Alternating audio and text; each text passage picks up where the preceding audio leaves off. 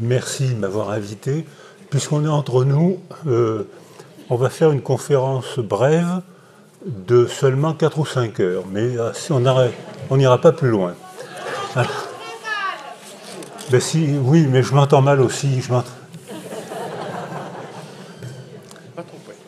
Pas trop près. Voilà, c'est mieux comme ça. Alors, de quoi on doit parler? Alors, on a pris rendez-vous pour parler de la mémoire traumatique. Qu'est-ce que ça peut bien être? C'est-à-dire que quand la mémoire est saine, elle est évolutive. C'est-à-dire que si j'avais eu à raconter mon autobiographie à l'âge de 20 ans, j'aurais raconté des choses essentielles, c'est-à-dire mes performances au football, mes performances au sprint, la manière dont je courtisais les jeunes filles, les choses importantes de la vie. Aujourd'hui, je fais une toute autre autobiographie.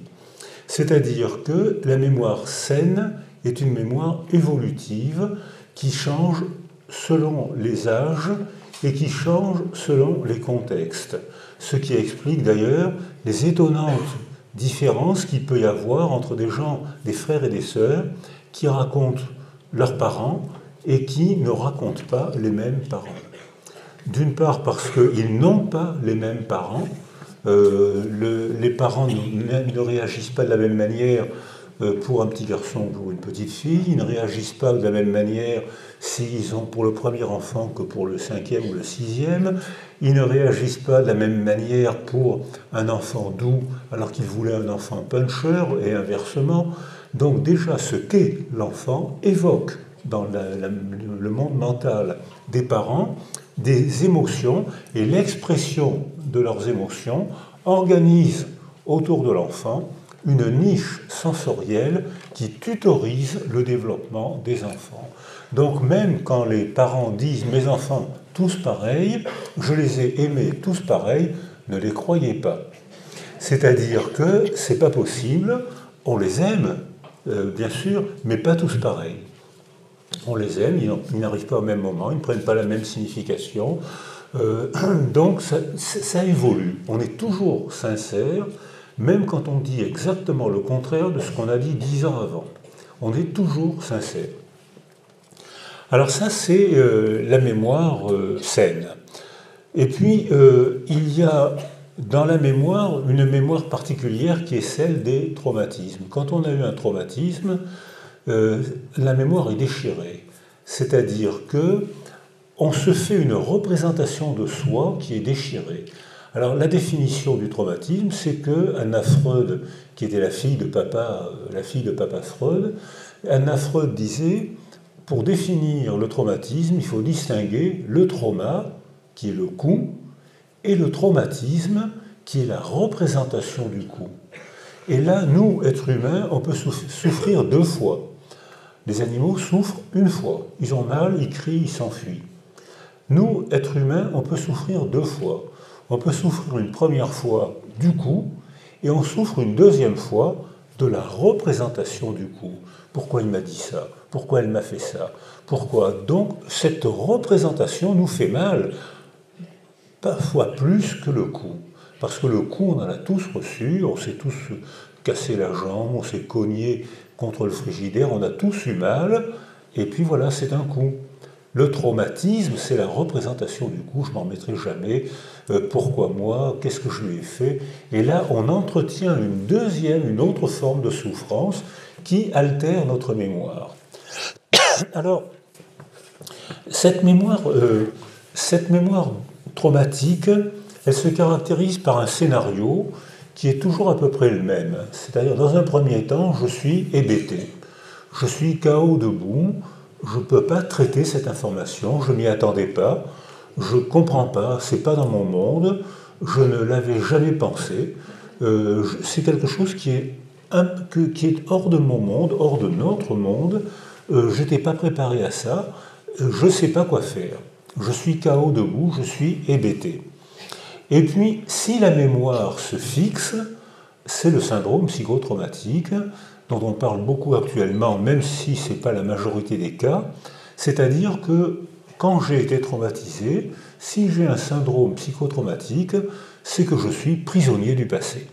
Le passé ne passe pas, je n'évolue pas, ma mémoire n'est plus saine, elle n'est plus évolutive, je ne peux plus acquérir d'autres informations qui me permettraient de changer la représentation que je me fais de ce qui m'est arrivé. Ça se répète.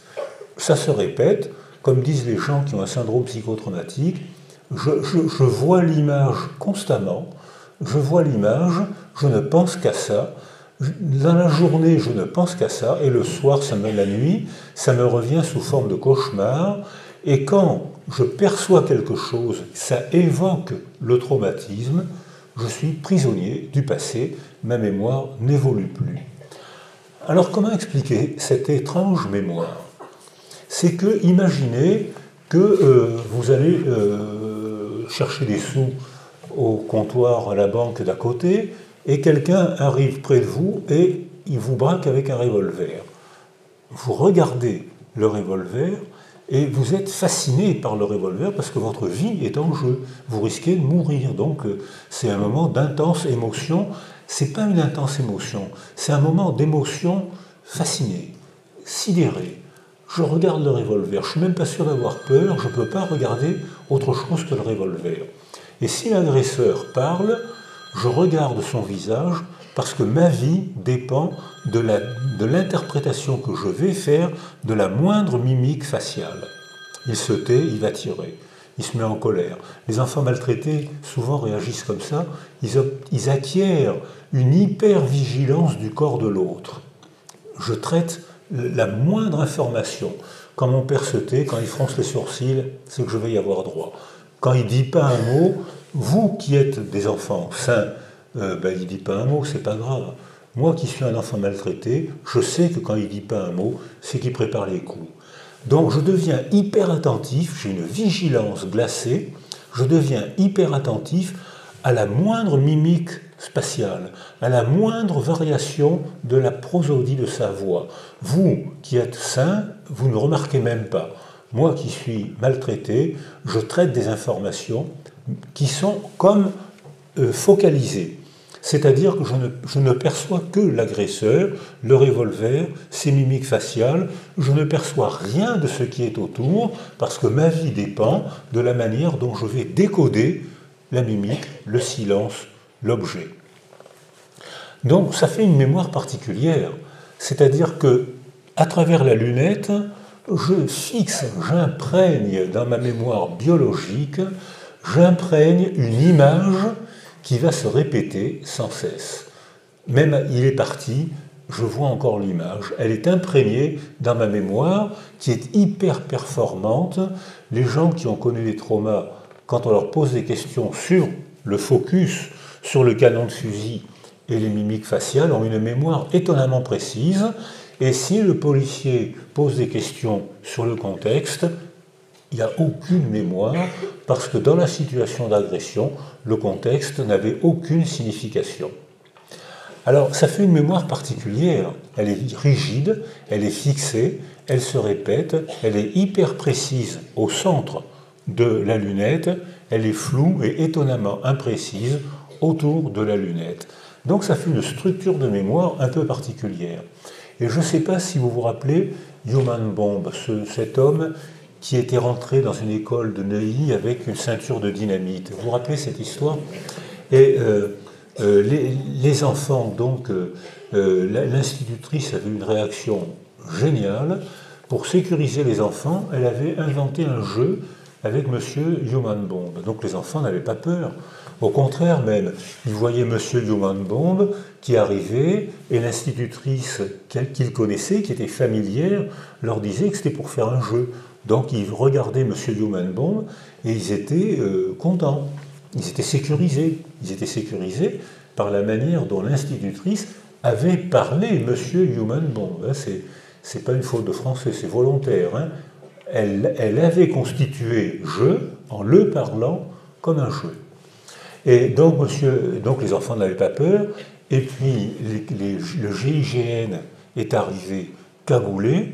Et par deux, il y avait un signal, et deux par deux, il se ruait. Alors, Monsieur Human Bomb, l'institutrice géniale, lui avait offert un café, et il avait accepté le café, sauf que le SAMU qui était à côté avait dû mettre 1 kilo ou 2 de Gardénal dans le café. Donc, Monsieur Humanbond a siroté le café avec l'institutrice géniale, et puis il commençait à être un peu moins vigilant. Et le GIGN se précipitait au sprint, comme ils savent le faire, et ils avaient pour consigne d'attraper chacun un enfant sous le bras et de traverser la classe en courant pour sauver les enfants. Donc les policiers ont sauvé les enfants. Et quand on parle avec les enfants ensuite, ils étaient traumatisés par les policiers et pas par Monsieur Humanbond. Oh, je ne savais pas, j'étais bien. On jouait avec ce monsieur bizarre, on s'amusait bien, et tout d'un coup, je vois un gars avec une cagoule qui m'attrape, qui s'enfuit, qui me soulève et qui court avec moi. Et quand on parle avec ses enfants, il se rappelait tout du policier.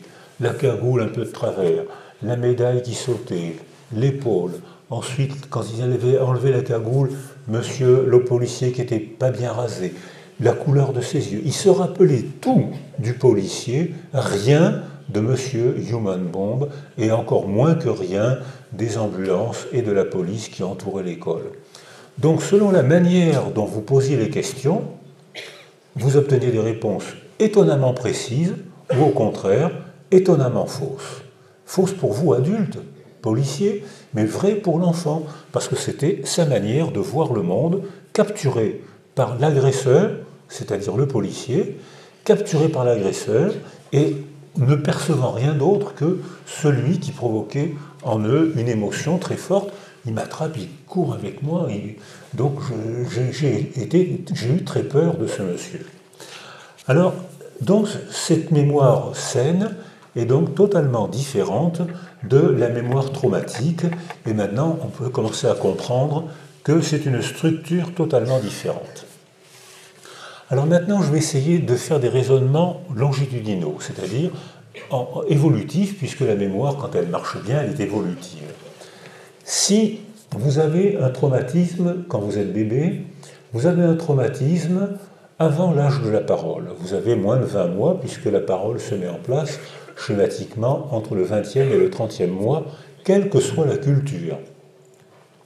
Quelle que soit la culture, on a tous été capables d'apprendre la langue dite maternelle entre le 20e et le 30e mois, sans école, sans professeur, sans cours. On a tous fait cette performance intellectuelle en 10 mois. Essayez de le refaire après, vous allez voir.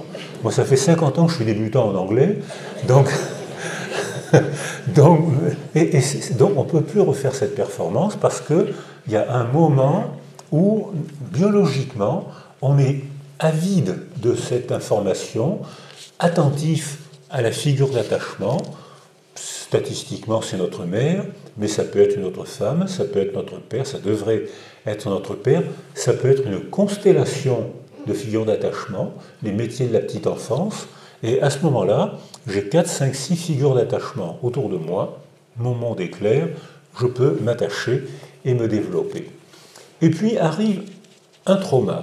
Je suis bébé, ma maman, ma base de sécurité n'est plus là, ni maman, ni papa, ni la puéricultrice, je suis seul au monde, et arrive quelqu'un que je ne connais pas qui m'attrape et qui s'enfuit avec moi. Ou la solitude, dans la solitude pour un bébé, c'est je tombe dans un trou, je tombe dans un précipice. C'est-à-dire que c'est un effroi majeur. Et maintenant, il y a une biologie de la solitude qui se développe. J'ai dit biologie de la solitude, on peut gommer, c'est biologie de l'isolement sensoriel que j'aurais dû dire, pas biologie de la solitude. Biologie de l'isolement sensoriel. On sait maintenant que, après 3 semaines d'isolement sensoriel, commence l'atrophie cérébrale. C'est-à-dire que les données récentes de la neuroimagerie nous montrent que le pire des traumatismes pour un bébé qui ne peut pas remplir son monde avec des représentations verbales, il ne parle pas. Donc il ne peut remplir son monde qu'avec des perceptions. Il n'a pas encore de représentation verbale. Même la perception des mots de sa mère, c'est important de parler à un bébé. Mais la perception des mots de sa mère, c'est un objet sensoriel très signifiant, très sécurisant. La voix, les basses fréquences, la prosodie, le visage, c'est un objet sensoriel. Et cet objet sensoriel, parler autour d'un bébé, c'est important, et parler à un bébé, c'est encore plus important, parce que maintenant qu'on fait de la neuroimagerie, on voit comment le lobe temporal gauche traite les sons chez un bébé, et quand on lui parle, on voit comment ce lobe temporal qui consomme beaucoup d'énergie, progressivement, plus on parle au bébé, plus ce lobe temporal se rétrécit pour se transformer en la zone du langage. C'est-à-dire que si on parle autour d'un bébé, on sculpte son cerveau et la neuroimagerie le rend visible, observable, sans difficulté. Donc un bébé en isolement sensoriel à qui on ne parle pas et qui n'entend pas parler autour de lui, vit dans un monde, dans un effroi constant. Ce monde, il n'y a pas de structure, il n'y a pas de visage familier, il n'y a pas de mots, il n'y a pas de manipulation. Toute information est une alerte effrayante. Et ce bébé vit dans l'effroi. Et on voit que, alors là, il y a quelques années, c'était encore un étonnement, mais maintenant c'est une banalité de la neuroimagerie. Lorsqu'un bébé est placé en isolement sensoriel, affectif, parce qu'à ce stade du développement, la parole a un effet affectif, bien plus qu'informatif. D'ailleurs, je pense que à tous les âges, la parole continue à avoir un effet affectif. Parler avec quelqu'un, parler à quelqu'un, c'est l'affecter. Le contenu, on verra bien. Et alors, en disant ça, je me rappelle, je suis en train de vous résumer des travaux qu'on avait fait au Sambier, près de Toulon, en 1978. Et Françoise Dolto en avait entendu parler grâce à Daniel Rapaport, et qui en avait parlé, et elle m'avait invité à Paris, et elle n'était pas là, mais il y avait toute l'équipe à Dolto qui était là, et puis on expliquait comment la parole sculpte, comment dès la naissance un bébé reconnaît la parole de sa mère, et distingue la parole de sa mère de toutes les autres paroles. Donc la parole est un objet sensoriel très signifiant dès les premiers jours de la vie. Et le bébé apprend très vite à reconnaître cette parole-là. Alors, à ce moment-là, il y avait une dame qui était dans la salle, c'est un petit amphithéâtre de l'école de kinésithérapie de son mari, et à ce moment-là, il y avait une jeune femme avec un bébé dans un couffin, le bébé se met à pleurer, et la psychologue dit ben, on va voir si ce que dit M. Cyrulnik est vrai, madame, veuillez parler à votre bébé. Alors la dame est un peu gênée, un peu surprise, elle s'approche du bébé, elle ne sait pas quoi dire, et puis elle regarde le bébé, puis elle lui dit papa a été augmenté. Eh bien, ne riez pas, le bébé a souri. et ce qui a fait sourire le bébé, c'était la parole affective de la mère, ce n'était pas la feuille d'augmentation du salaire du père. Mais ça permet quand même de dire que parler à un bébé, c'est tisser un lien et sculpter son cerveau. Et le pire traumatisme pour un bébé, c'est l'isolement sensoriel et ne pas lui parler. Alors, donc, voilà. Donc, ça veut dire que lorsqu'on isole un bébé, et il y a eu des pensées politiques folles qui ont isolé un bébé, et lorsqu'on isole un bébé, quand j'étais en Roumanie après la chute de Ceausescu, les enfants étaient pseudo-autistes. Pseudo. Hein, ils étaient comme des autistes, sauf qu'ils n'étaient pas autistes. Mais comme la décision politique criminelle folle de Ceausescu avait isolé ces bébés, j'avais demandé des scanners, et il y a des médecins dans la salle, et on constatait sans aucune difficulté l'atrophie des deux lobes préfrontaux, l'atrophie des circuits limbiques, et maintenant, on ne l'avait pas décrit à la chute du mur, mais maintenant on sait que quand il y a une atrophie des deux lobes préfrontaux, il y a une hypertrophie de l'amygdale. L'amygdale, c'est une zone profonde, une ampoule à la face interne du cerveau qui traite les émotions. Ce qui veut dire que si on ne parle pas à un bébé, si on ne l'entoure pas, on sculpte son cerveau et on le rend incapable de maîtriser ses émotions, puisque l'amygdale envoie des émotions intenses, et désormais, toute information devient pour lui une agression, puisqu'il ne sait pas traiter. Il a peur de tout, il sursaute, il se met à trembler, il a peur de tout. Donc c'est pour ça qu'il n'y a pas de barème de traumatisme possible. On ne peut pas faire de barème de traumatisme, ça dépend de la manière dont notre cerveau, et plus tard notre histoire, notre personnalité, notre cerveau et notre histoire éprouvent et interprètent ce qui nous arrive. Si on a été isolé précocement, on éprouve et on interprète tout comme une agression. Si on a été sécurisé précocement, on éprouve toutes les informations comme une invitation à explorer, avec une petite émotion, un petit stress, comme tout le jeu.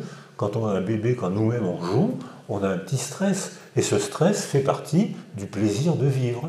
C'est-à-dire qu'on a besoin d'un peu de stress pour vivre. Et lorsqu'il n'y a pas d'altérité, un autre pour nous parler ou pour jouer avec nous, notre cerveau fonctionne différemment, on perçoit le monde de manière apte, on a acquis une vulnérabilité, on perçoit le monde comme une agression potentielle, et c'est ce qu'on n'avait pas compris quand on travaillait avec les enfants abandonnés ou les enfants des rues. Naïvement, on était là pour aider ces enfants, donc on voulait les aider. Et quand on entrait, comme des occidentaux naïfs, on leur souriait et on leur tendait les bras. Et on a été stupéfait de voir que quand on souriait à ces enfants, ils se mordaient ou ils se tapaient la tête par terre. Et quand on leur tendait les bras, ils prenaient une posture d'enfant battu, parce qu'on n'avait pas compris que ces enfants non socialisés, ces enfants sans altérité, leur sourire, c'était montrer les dents, leur tendre les bras, c'était les menacer. On n'avait pas compris ça. Donc désormais, ensuite, on a compris qu'on ne pouvait pas parler à ces enfants n'importe comment, qu'il fallait d'abord les apprivoiser.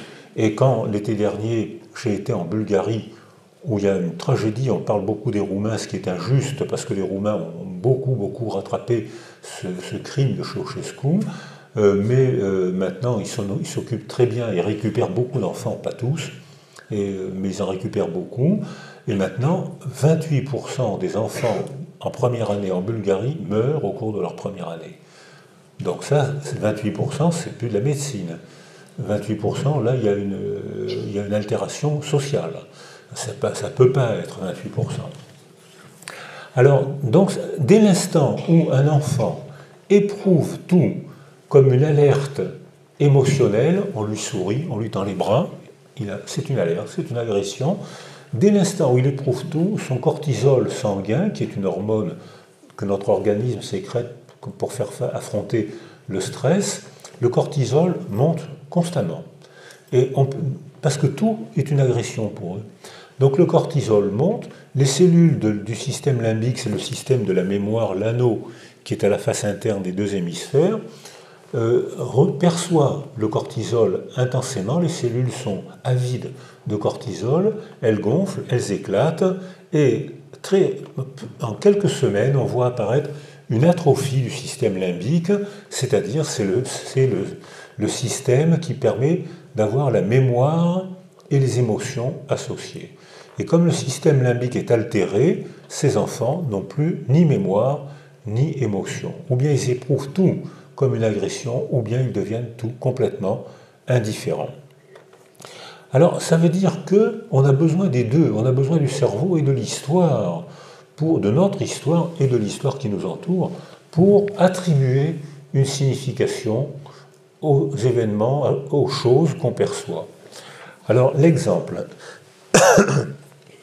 vous êtes dans votre jardin, et puis à un moment, vous rentrez dans votre salon et vous voyez vos enfants sur le canapé en train de regarder la télévision. Et vous regardez sur l'écran et vous voyez un monsieur qui s'apprête à boire une tasse de café. Ça vous émeut pas, vous trouvez ça sans intérêt, et vous êtes étonné de voir vos enfants délicieusement terrorisés par le film policier qu'ils sont en train de regarder à la télévision. Et vous vous dites, mais pourquoi vous avez peur? Et un de vos enfants vous répond, parce qu'il va dans l'avenir boire la tasse de thé dans laquelle je sais que dans le passé, dans ma mémoire, le voisin a mis du cyanure. Et c'est en intégrant le passé, on a mis du cyanure, avec l'avenir, il va mourir, que vous pouvez attribuer un sens délicieusement effrayant à la tasse de thé. C'est-à-dire que la tasse de thé, pour vos enfants, devient un événement, il va mourir s'il boit cette tasse de thé, alors que pour vous, c'est un non-événement. C'est rien, vous ne mettrez rien en mémoire, alors que vos enfants qui ont accès à la mémoire et à l'avenir éprouvent un événement de roman policier. Alors, ça veut dire qu'on a des moyens à la fois organiques, biologiques, et sociaux, psychologiques, de modifier la mémoire. Alors, exemple de moyens organiques de modifier la mémoire. Au moment de la première guerre d'Irak, en 1991, beaucoup de soldats américains, à cause de ces théories, beaucoup de soldats américains, on leur a proposé du propanolol, c'est-à-dire c'est un bêta-bloquant. Ça, c'est mon image maternelle, c'est ma figure d'attachement qui m'apporte mon biberon.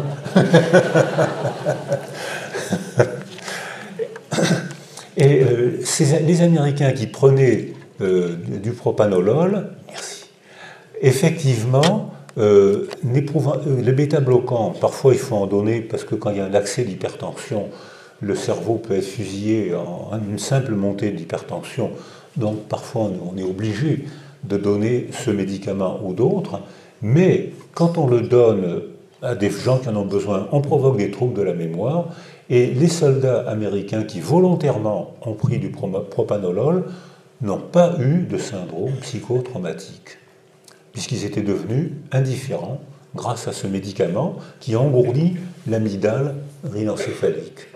Cette amygdale étant engourdie, ils pouvaient voir la mort, tuer, dans la plus totale indifférence. Ils n'avaient aucun syndrome psychotraumatique. Sauf que quand ils sont rentrés chez eux et qu'on leur a demandé qu'est-ce qui s'est passé, ils étaient incapables de raconter ce qui s'était passé. Rien dans leur mémoire, pas de syndrome psychotraumatique. Alors les militaires à Toulon avec qui je travaille ne donnent pas de propanolol, mais agissent sur le contexte familial et sur le contexte culturel pour essayer de contrôler un peu cette émotivité. Et ça donne des résultats tout à fait surprenants. C'est-à-dire que on voit que ces gens, quand ils sont abandonnés, dans un premier temps, je parle des hommes adultes, quand ils sont abandonnés, dans un premier temps, leur amygdale flambe, ils sont effrayés comme les bébés, sauf que eux, ils ont un monde de représentation verbale, ils ont un langage intérieur qui leur permet de dire là, actuellement j'ai peur, mais je vais regarder si j'ai appris mon métier de soldat, si je suis secouru, j'ai moins peur, je sais ce qu'il faut faire, je suis armé. Ils ont un monde de représentation verbale acquis historiquement, qui fait leur histoire, et qui peut aussi avoir un effet tranquillisant sans propanolol. Et actuellement, on est en train de faire un travail avec Michel Delage et Patrick Clairvoy à Toulon, où on demande aux soldats d'Afghanistan, puisqu'il y a encore des Français aujourd'hui en Afghanistan, on leur demande avant, alors les militaires ont un langage un peu bizarre, et avant d'aller au feu, ils parlent comme ça les militaires, on leur dit écrivez. Écrivez à qui vous voulez. Une fiction, un témoignage, une lettre, écrivez, et puis mettez-le dans un tiroir, et quand vous reviendrez du feu, vous déciderez de ce que vous allez faire avec cette fiction, cette lettre. Mais si vous voulez l'envoyer, vous l'enverrez. Si vous voulez la déchirer, vous ferez ce que vous voudrez avec. Et Patrick Clairvoy constate que les soldats qui ont écrit, la plupart du temps, ils écrivent à leur mère ou à leur femme. Et la plupart du temps, les soldats qui ont écrit ne font pas de syndrome psychotraumatique, quelle que soit la violence du combat. Alors que, parce qu'ils se sont entraînés à une représentation verbale intime, ils se sont entraînés à être maîtres de leur monde et non pas bousculés par les talibans ou les gens du pays qui leur tirent dessus. Et là, ça fait donc une situation quasi expérimentale que les psychiatres militaires étudient, mais ce n'est pas eux qui ont créé la situation. Et ils constatent que les soldats qui vont au feu, ou bien ils meurent, ou bien ils sont mutilés, ce qui arrive, ils font très peu de syndrome psychotraumatique. et qu'on ne retrouve de syndrome psychotraumatique que chez les soldats qui restent au camp. Parce que les soldats qui restent au camp, eux, ils sont soumis à leur représentation qu'ils ne maîtrisent pas. On ne leur a pas demandé d'écrire, ils restent au camp.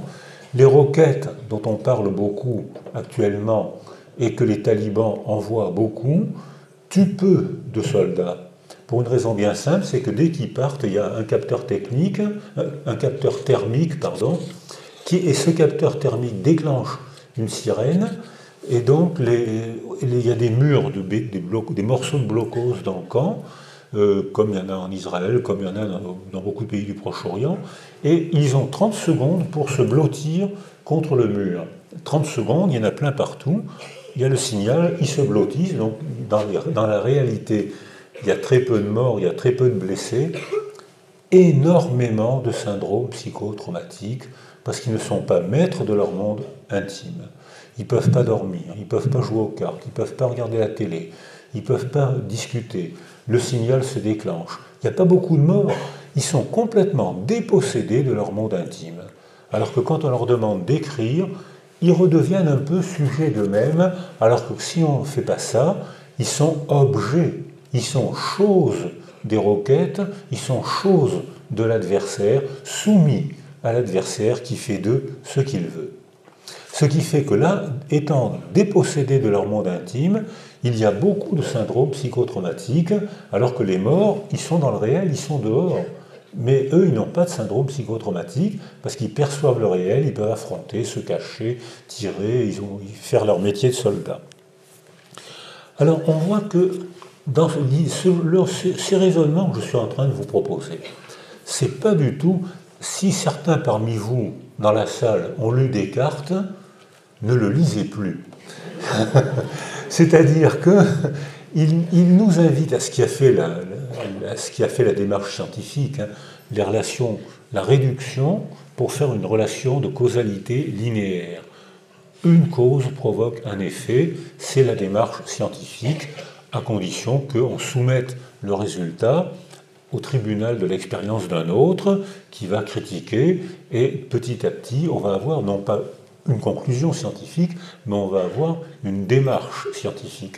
Donc Descartes a rendu service aux sciences dures ou aux sciences semi-dures, comme la biologie, il n'a pas rendu service aux sciences psychologiques qui sont toutes multicausales.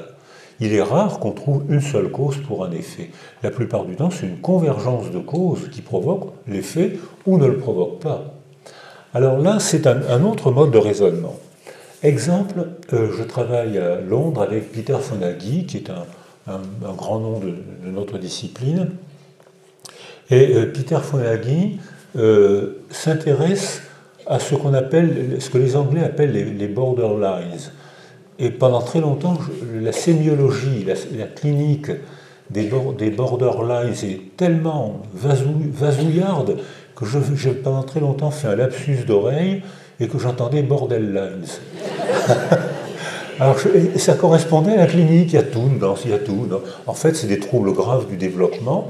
Et Peter Fonagy a constaté que presque 90% de ces enfants et de ces adolescents avaient été isolés sensoriellement au cours des premiers mois de la vie.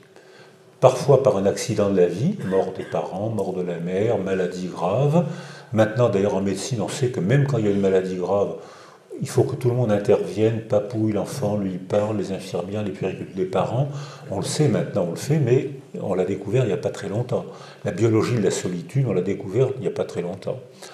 Or, ces adolescents-là ont pratiquement tous été isolés sensoriellement au cours des premiers mois de la vie, ou comme le dit Shaul Harel, qui vient travailler avec nous de temps en temps, et qui est professeur de pédiatrie à Tel Aviv, quand la mère est stressée, et en Israël et en territoire palestinien, ça ne manque pas, quand la mère est stressée, quand la femme enceinte est stressée, le cerveau de l'enfant est altéré. C'est-à-dire que quelque chose est passé du stress de la mère, l'émotion a été transmise. Alors on a fait une observation qui a souvent été citée à Toulon, là je l'ai cité, Morville, c'était sa thèse, son travail. Et Madame, vous êtes enceinte, est-ce que vous acceptez qu'on filme l'écran de la dernière échographie légale? La plupart des dames acceptent, on ne filme pas la femme, on filme l'écran. Et puis, on voit le cœur du bébé, l'électrocardiogramme, on voit tout ce que l'échographie nous apprend. Et puis, comme on cherche à faire croire qu'on est des scientifiques, on introduit une variable. On stresse la mère, mais vous savez comment sont les femmes, on ne peut pas trop les stresser. Alors, le stress qu'on propose à la mère, c'est quelques secondes. Alors, elle arrive, elle a son gros bidon, l'échographiste lui met la gelée sur le bidon, il prend le stylo, il le passe, et puis, par convention expérimentale, on introduit un stress qui est le suivant. Quelques secondes de silence. Madame, voulez-vous chanter? Moi, chanter? Le cœur de la mère s'accélère. En temps réel, le cœur du bébé qu'elle porte s'accélère. Presque aussi, pratiquement aussitôt. Donc quelque chose est passé dans la communication biologique, de corps à corps, puisque les deux corps sont encore fusionnés. Quelque chose est passé. Quand c'est un petit stress comme ça, alors on voit déjà les réactions comportementales des bébés sont déjà très différentes selon les bébés. Alors par exemple, schématiquement, avec Morville, elle fait 3 schémas. Alors il y a un tiers des bébés qui réagissent, madame est stressée, le cœur du bébé s'accélère, et un tiers des bébés réagissent en donnant des coups de pied. Alors ça, c'est ce qu'on a appelé le profil Zidane. Parce qu'on pense qu'il commence leur entraînement de football intra-utérin. Alors, un tiers des bébés, leur cœur s'accélère, ils ne bougent pas les membres inférieurs, ils bougent les membres supérieurs, ça c'est le profil Lacalas. Et puis, un tiers des bébés s'en foutent éperdument, ils dorment, ils ne s'accélèrent pas leur cœur, la mère peut être stressée, ils s'en foutent. Moi, je suis convaincu que les bébés pensent, j'ai encore 6 semaines à tirer, nourri, logé, blanchi. On verra bien ensuite pour les problèmes humains. Donc ça veut dire que déjà, intra-utérin, les bébés interprètent les informations sensorielles qu'ils perçoivent et qui sont transmises par le corps de la mère. C'est le corps de la mère qui médiatise l'émotion. Elle a un sursaut, ça transmet quelque chose au bébé. Et Shaul-Harel a fait une population de 170 femmes enceintes, stressées par les événements israélo-palestiniens, 170 femmes israéliennes et palestiniennes qui consultaient pour syndrome psychotraumatique alors qu'elles étaient enceintes. Tous leurs enfants sont arrivés au monde avec un retard de développement cérébral. Tous les enfants. C'est-à-dire que là, on est vraiment dans une... On change de milieu. On passe de la politique à l'information sensorielle, à l'utérus, à l'échographie, à la neurologie. C'est le contraire de ce qu'on apprend dans nos universités, où si on veut acquérir un diplôme, il faut qu'on choisisse notre spécialité. Et là, nous, praticiens, on est obligés d'intégrer des spécialités hétérogènes pour arriver à produire la phrase que je viens de vous proposer. Alors, on voit que donc cette manière de raisonner, on peut encore la continuer.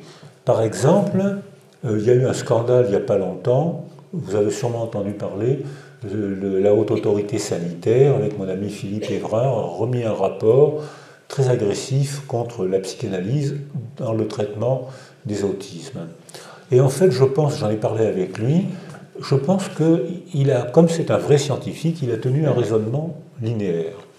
Et en fait, en tenant un raisonnement de convergence de déterminismes hétérogènes, biologiques, psychologiques, affectifs, sociaux, en faisant une convergence de déterminismes différents, on arrive à une autre conclusion. C'est que, comme dit Peter Fonagy, une fois que l'enfant, par un accident de la vie, a été altéré, c'est résiliable.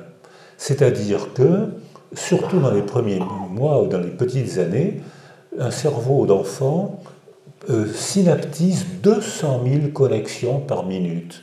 C'est-à-dire qu'une information à ce moment-là fraye un chemin, mais une autre information peut frayer un autre chemin. On sculpte le cerveau uniquement en manipulant le milieu. Mais une fois que le cerveau est sculpté, une fois que l'enfant a acquis un mode réactionnel, c'est lui qui déclenche les comportements maternels. Exemple, les enfants trisomiques. Les trisomiques sont, là on a la preuve que c'est une fusion, une absence de une coagulation de 2 chromosomes. Et ça donne une morphologie particulière, un développement particulier, une mentalité particulière. Ces enfants sont gentils, pas agressifs et très lourds pour les parents et surtout pour la mère. Ils sont très lourds. Et on voit que la mère, en quelques mois, elle finit par avoir un profil comportemental de mère de trisomique, c'est-à-dire souriante, accablée parce que ses enfants sont très lourds, entravent leur vie, et puis qu'elle s'y attache fortement quand même, parce que ses enfants sont attachants.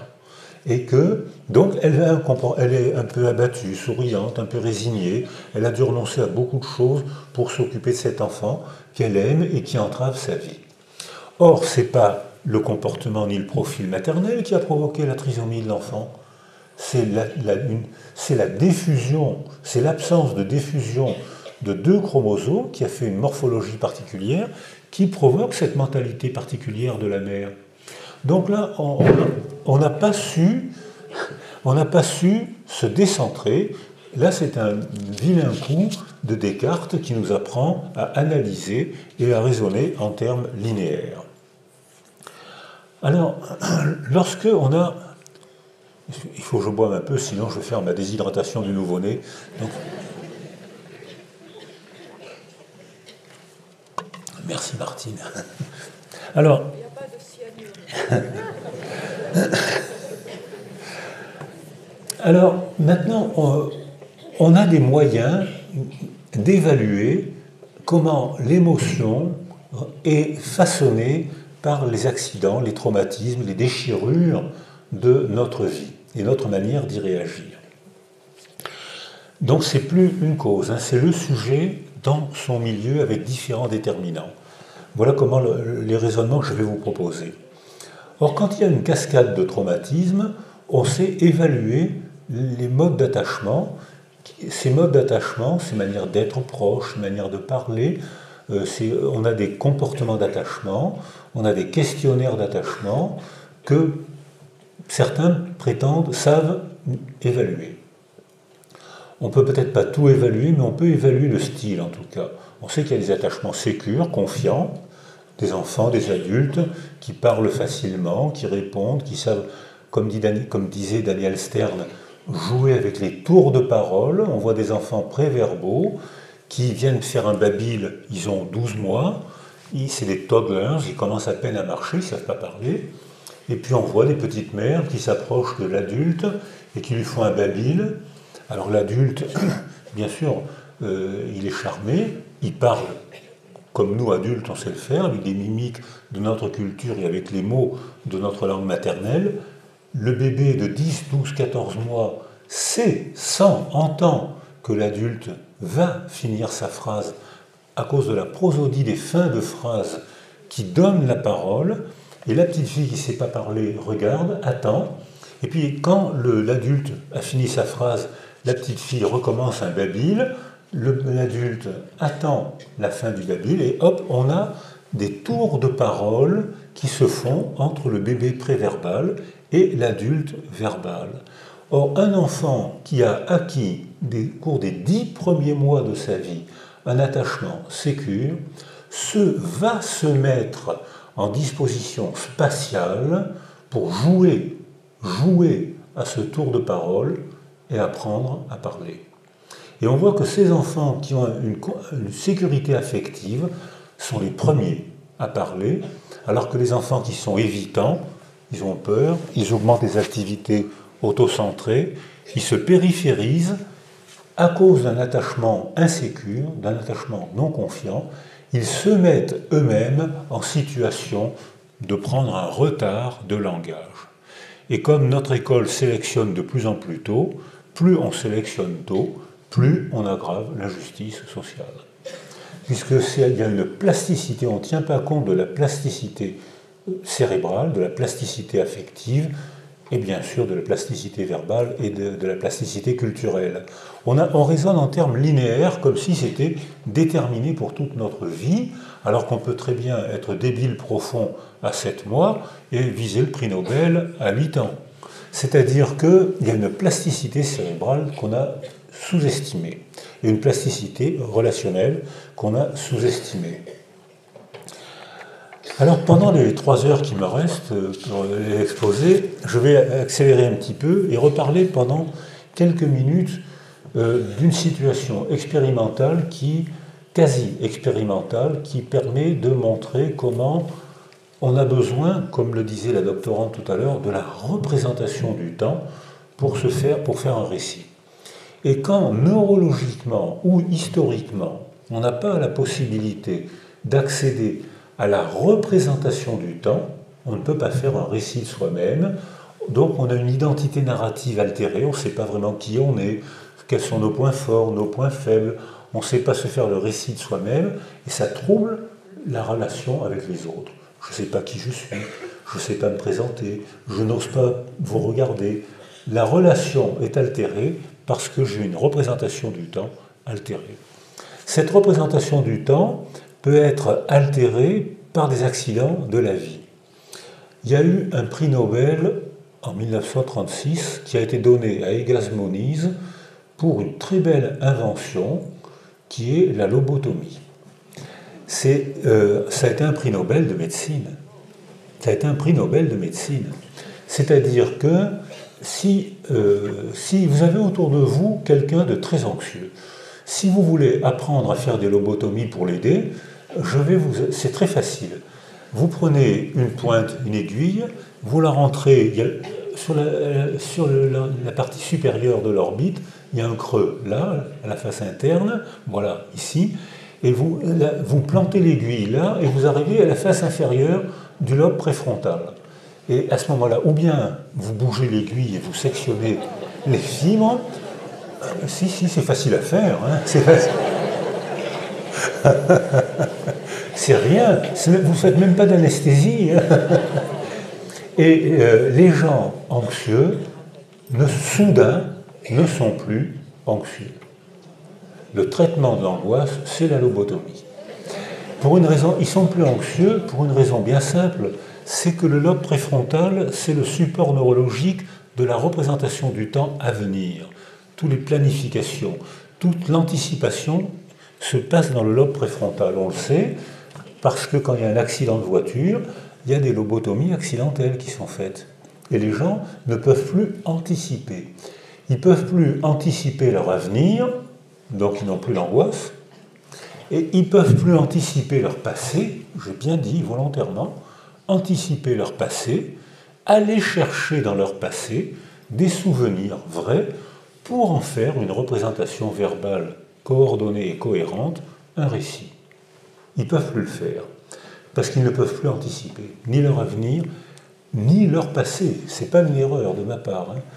Donc ils n'ont plus l'angoisse, et ils sont enfin heureux. Alors, mais ils sont heureux au prix de l'humanité. Ils sont heureux parce qu'ils sont plus humains. Parce qu'ils sont réduits à des tas de réflexes, puisqu'ils ne peuvent plus anticiper. Alors, il y a des lobotomies qui sont faites. Alors, il y a des maladies qui font ça, les démences frontotemporales, qui sont pas rares et qu'on confond souvent avec des maladies d'Alzheimer. Il y a des maladies qui font ça, et les gens ne vivent que dans le présent. Alors, j'ai eu l'occasion de voir un homme célèbre qui a eu une démence frontotemporale, alors que c'était un homme prodigieux, et il ne pouvait que répéter. Alors, on arrive avec ma femme chez lui. Qui c'est celle-là? Alors, sa femme lui dit, c'est... Ah bon? Qui c'est celle-là? Alors, ma femme lui dit, c'est... Ah bon? Qui c'est celle-là? Prisonnier du présent. Incapable de faire une représentation du temps, prisonnier du présent. Pas d'angoisse. Mais complètement soumis aux stimulations du contexte. C'est-à-dire que dans les lobotomies, il y a des médecins dans la salle, il ne faut pas oublier qu'avant les réductions de vitesse, il y avait 3000 lobotomies par an en France provoquées par les accidents de voiture. Donc c'est pas rare du tout, 3000 lobotomies par an. Maintenant, je ne connais pas les chiffres maintenant, mais logiquement il y en a moins, mais enfin je ne connais pas les chiffres. Mais donc ça veut dire que c'est pas rare du tout. Or, ils sont assis, et puis on s'agite autour d'eux. Hop, ils répondent, ils s'agitent, ils courent dans tous les sens, et puis ça se calme, hop, ils s'assoient, ils ne bougent plus, et puis on parle autour d'eux, hop, ils parlent, soumis au contexte.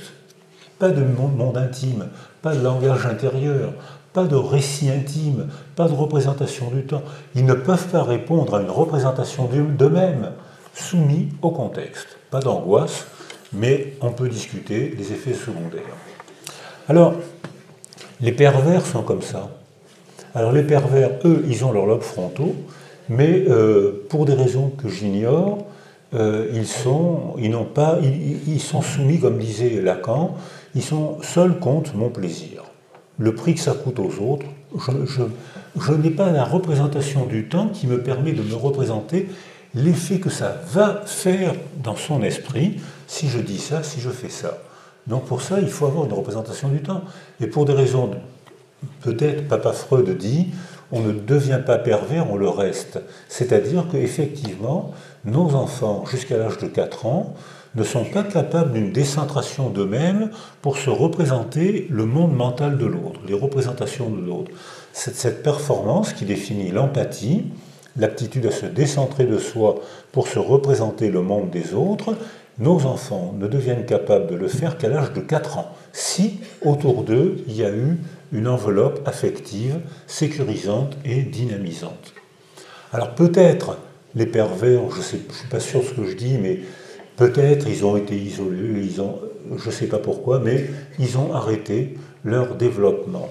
Alors, comme la définition de la perversion, il faut faire attention, c'est ce que je disais hier. Il n'y a pas longtemps, quand j'ai commencé mes études, c'était au siècle dernier, on nous apprenait que la définition religieuse et médicale de la perversion, c'était celui ou celle qui s'accouple sans avoir l'intention de faire un enfant. Bon, hein? J'en connais des pervers dans la salle. Hein. Donc, alors évidemment, cette définition n'a plus aucun sens aujourd'hui, et la définition qu'on retient aujourd'hui, c'est celle de Lacan. Narcisse. Seul compte mon plaisir, quel que soit le prix que ça coûte aux autres.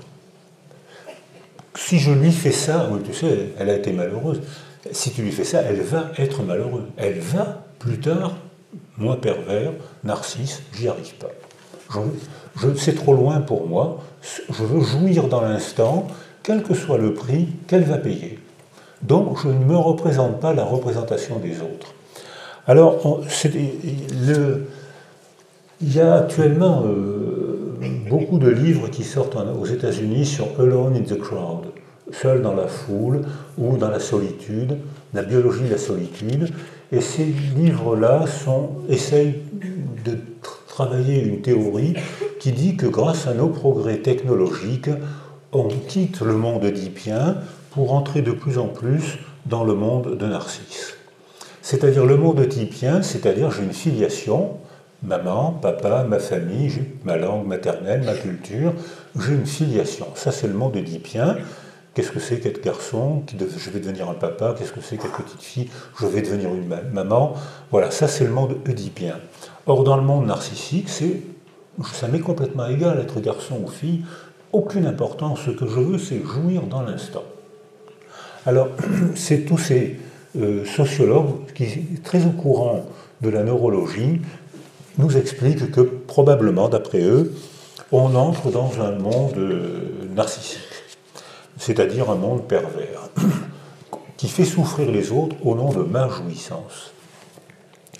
Alors cette empathie, elle se développe grâce aux petites frustrations, donc biologie, et grâce aux explications, donc verbalité.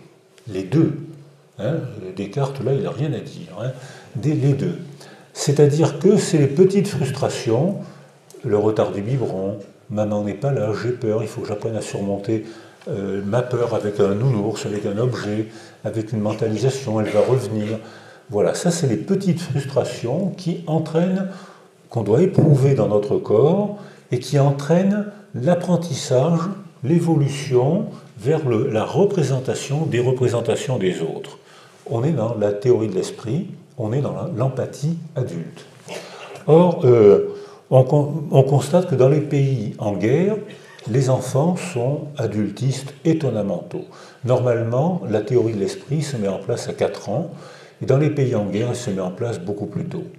Et on voit des enfants qui très tôt prennent en charge leurs parents, parents blessés, parents malheureux, parents dépressifs, et on voit des enfants qui très tôt font le ménage, font les courses, font la cuisine, s'occupent des petits frères. On les admire, on a tort. Ce n'est pas la place d'un enfant. L'adultisme, c'est le mot que j'ai proposé, l'adultisme qu'on voit dans tous les pays en guerre est un signe d'arrêt du développement de l'enfant. Le développement d'un enfant, ça doit jouer, apprendre. Ensuite, et si on y joue et s'il apprend, le reste se mettra en place. Alors, on voit que c'est sûrement une adaptation traumatique. Alors maintenant, on va quitter les bébés et maintenant, on va rentrer dans le monde adulte. Alors, dans le monde adulte, je vais citer quelqu'un que vous allez sûrement reconnaître. Rien ne nous rend si grand qu'une grande douleur. Les plus désespérés sont les chants les plus beaux. Alors, vous avez reconnu Musset, bien sûr, qui fait la gloire de la souffrance. Et dans cette... Alors, notre culture, j'ai connu l'époque en médecine où on nous apprenait à faire des sutures ou des réductions de fractures de jambes chez les enfants sans anesthésie, parce qu'on disait les enfants ne souffrent pas. Alors qu'on sait maintenant que c'est exactement le contraire.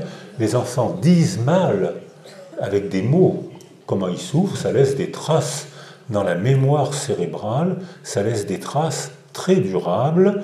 Et mon ami Rousseau, qui est professeur à Bruxelles, montre que les traces amygdaliennes dont je parlais tout à l'heure, quand on opère un enfant sans anesthésie, quand on lui enlève les amygdales sans anesthésie, ça laisse des traces amygdaliennes toute sa vie. C'est-à-dire qu'il a acquis, au contraire, une sensibilité particulière à la douleur.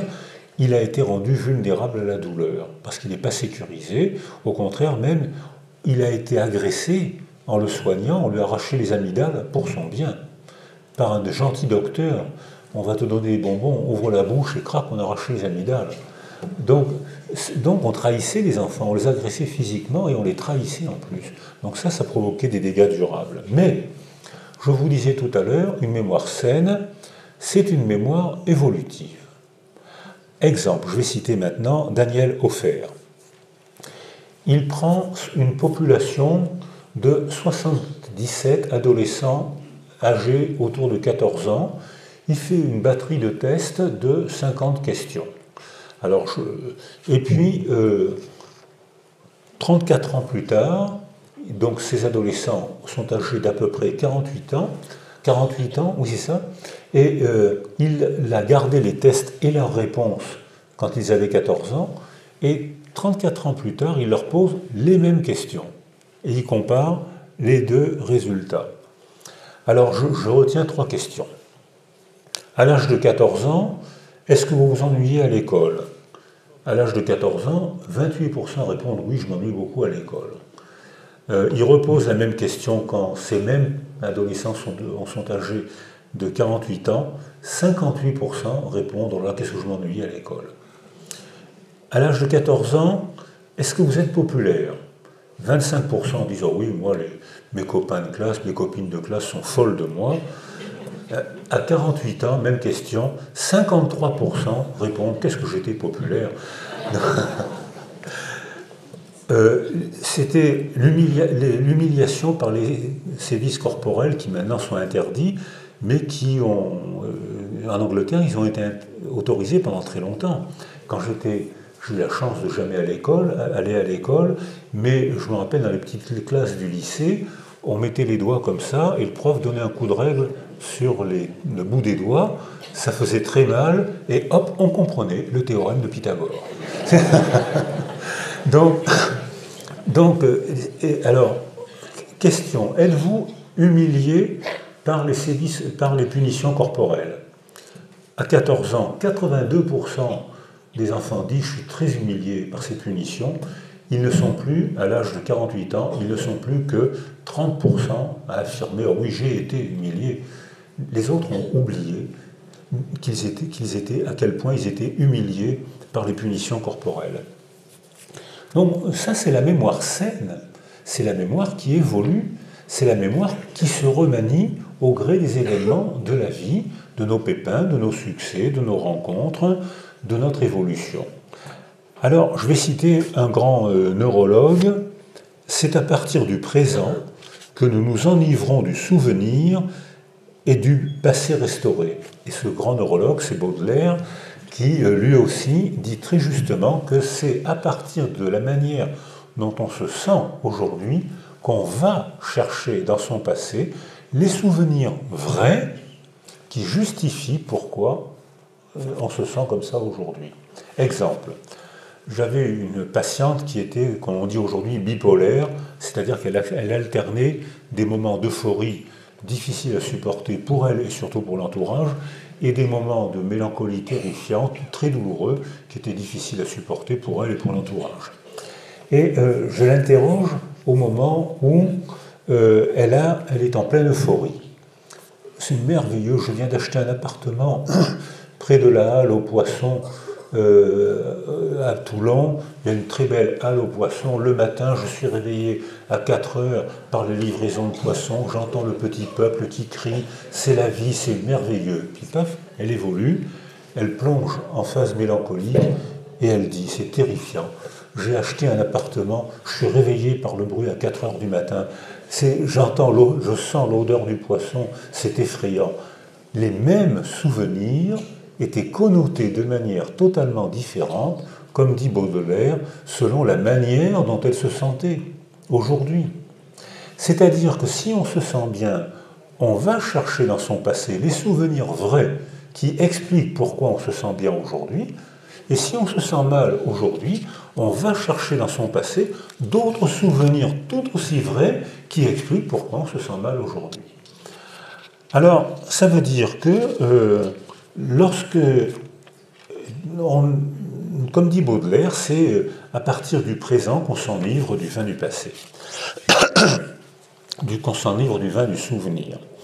Alors, avec Michel Delage, on est en train de faire des expérimentations actuellement à Toulon, soit sur le témoignage, j'en parle pas trop parce qu'on ne les a pas encore dépouillés, comme on dit, mais les premiers résultats qui tombent montrent que quand on perçoit un événement, la signification qu'on lui attribue dépend du contexte.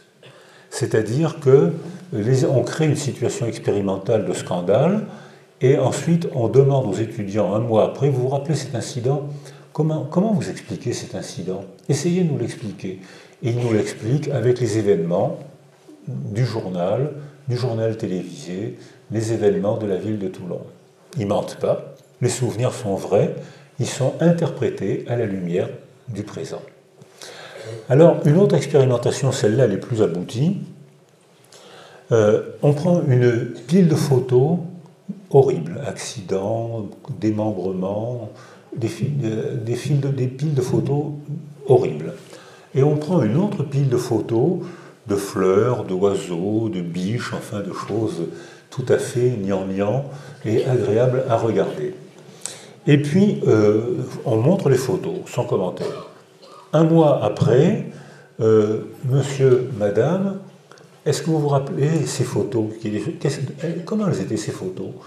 Les photos horribles sont gravées dans la mémoire.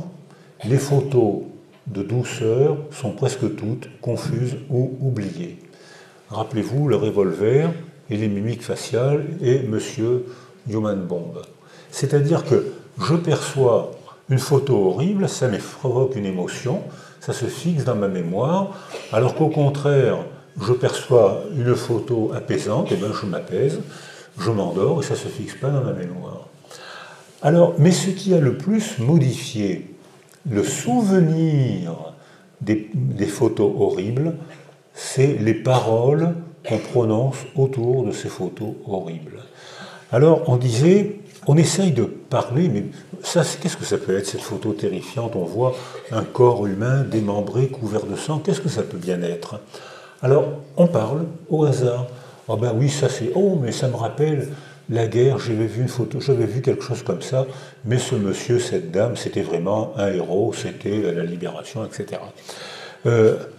Lorsqu'on parle, lorsqu'on intègre le souvenir de la photo horrible dans un récit réel, inventé, utilisant son propre passé, l'image de la photo horrible reste dans notre mémoire, la connotation d'horreur de la photo horrible est complètement transformée. Le simple fait d'avoir fait un récit de la photo horrible modifie la manière, on le garde en mémoire, mais modifie la manière dont on ressent l'horreur de la photo. Quand on fait des photos douces, les gens ont oublié, mais quand on les a invités à parler des photos douces, ah oui, ça me rappelle quand j'étais en vacances, ça me rappelle tout ce que des souvenirs agréables, quand j'étais à la ferme pendant l'été. La photo reste mieux dans la mémoire que les photos douces non parlées, mais le fait d'en avoir parlé améliore la mémoire de la photo douce. Donc le fait de parler de ces photos modifie la manière dont on les met en mémoire. Si on est seul, on est soumis au contexte, comme les lobotomisés. S'il y a quelqu'un autour de nous qui nous aide, qui nous invite à la parole de ces photos, on modifie la représentation des souvenirs de notre enfance ou de notre passé. Donc la mémoire est vraiment une reconstruction du passé. Alors, il y a donc une explication possible, c'est que la doctorante tout à l'heure, Corinne Chaput, disait que la guerre est une grande, fournit énormément d'écriture. Et cette phrase m'a marqué, parce que d'abord je la crois vraie, et que quand j'avais lu cette phrase dans sa thèse, je m'étais dit, mais supposons qu'on supprime l'horreur de la condition humaine. On ferme le Louvre, on ferme la plupart des romans, qui sont des romans qui transforment l'horreur, on ferme les œuvres d'art, le cinéma, on ferme le théâtre, il ne nous reste pas grand-chose au point de vue artistique. C'est-à-dire que, probablement, la fonction artistique, c'est justement de remanier l'horreur de la difficulté, la souffrance inévitable dans la condition humaine. C'est-à-dire que la souffrance n'est pas une maladie, elle est inhérente à la condition humaine. Donc on ne peut pas dire guérir de sa souffrance, on peut dire en avoir fait quelque chose, en avoir fait une œuvre d'art, en avoir fait un engagement dans une association, en avoir fait un témoignage, un militantisme, on se débrouille avec une poésie, on se débrouille avec ce qu'on sait faire. On a fait quelque chose de notre souffrance à condition que nos mots puissent leur donner un sens, une histoire, un récit. Alors, on avait fait une petite manipulation on avait comparé par exemple dans un service de gynécologie à l'hôpital de Toulon, après l'accouchement, on montrait un dessin et on demandait à la dame qui venait d'accoucher de mettre une croix pour évaluer la douleur de l'accouchement entre 0 et 5. Une heure après l'accouchement, elle mettait la croix presque toute, entre 4 et 5 à peu près. La famille arrive, pousse des cris, offre des fleurs. Une semaine après, Madame, voulez-vous mettre une croix pour évaluer la souffrance? C'est entre 3 et 4. Un mois après, c'est entre 2 et 3. Un an après, je suis impatiente d'en faire un autre. C'est-à-dire que le fait de mettre au monde un petit magicien, qu'on appelle bébé, modifie la représentation de la souffrance. Je ne parle pas de la souffrance. La souffrance réelle, elle est ressentie. Je parle de la représentation de la souffrance. Le petit bonhomme, le petit magicien a transformé ça vaut le coup. Je trouve que cette expression est bonne. Hein. Ça vaut le coup. C'est-à-dire que le fait de mettre au monde un petit magicien légitime la souffrance que j'ai ressentie, mais ça la légitime. Alors qu'on a fait le même travail avec une ponction lombaire qui fait beaucoup moins mal qu'un accouchement, beaucoup moins. Tous les médecins qui sont dans la salle, ou ceux qui ont subi une ponction lombaire, savent que quand on arrive avec une aiguille comme ça, les gens sont moyennement rassurés, mais quand on fait la ponction, la plupart du temps, ça fait plus peur que mal. Et quand on fait évaluer, une heure après la ponction lombaire, la douleur est évaluée à 5, un mois après, elle est évaluée à 5, un an après, elle est évaluée à 5. C'est-à-dire que là vraiment, j'ai eu mal, je n'ai pas remanié la souffrance de la ponction lombaire. Donc voilà, je voulais juste terminer, avant qu'on échange avec la salle, pour vous dire que l'idée, c'est que la mémoire saine et évolutive, on a les moyens de la contrôler, l'écriture, la parole, l'échange, la sécurité. La mémoire traumatique est structurée de manière particulière, mais on a aussi des moyens de la faire évoluer, les mêmes, la parole, la représentation, la sécurité affective, mais dans ce cas, l'entourage joue un rôle majeur. L'entourage, c'est la confidence, la personne avec qui on se sent bien, c'est la famille, et c'est la culture, si la culture veut bien nous donner la parole. Merci de m'avoir écouté.